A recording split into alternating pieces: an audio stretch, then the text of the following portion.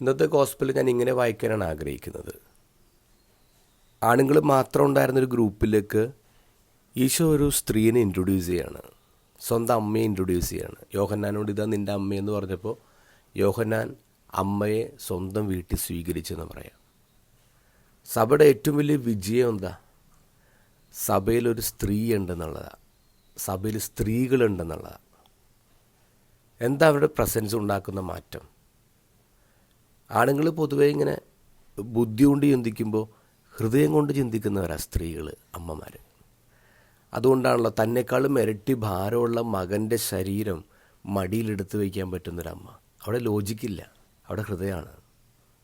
തോട്ടക്കാരനോട് നീയാണ് അവൻ്റെ ശരീരം എടുത്തു കൊണ്ടുപോയിട്ടുണ്ടെങ്കിൽ എന്നോട് പറ, ഞാൻ എടുത്തുകൊണ്ട് പോയിക്കോളാം എന്ന് മഗ്ദലേന മറിയം പറയുന്നത് എന്താ? ലോജിക്കലല്ല, അത് ഹൃദയം കൊണ്ട് ചിന്തിക്കുന്നുണ്ട്. അത് അമ്മമാർക്കേ പറ്റൂ, അത് സ്ത്രീകൾക്കേ പറ്റൂ. സഭയിൽ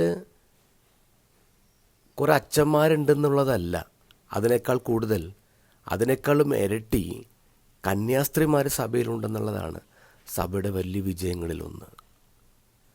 ഫ്രാൻസിസ് പാപ്പ നമ്മുടെ സഭയിലെ പ്രധാനപ്പെട്ട ഡിസിഷൻസ് എടുക്കുന്ന കമ്മിറ്റിയിലൊക്കെ സ്ത്രീകളെ എടുത്തു വയ്ക്കുമ്പോൾ, സ്ത്രീകൾ മുന്നോട്ട് വരുമ്പോൾ അത് വലിയൊരു പ്രത്യാശയാണ് ലോകത്തോട് സംസാരിക്കുക.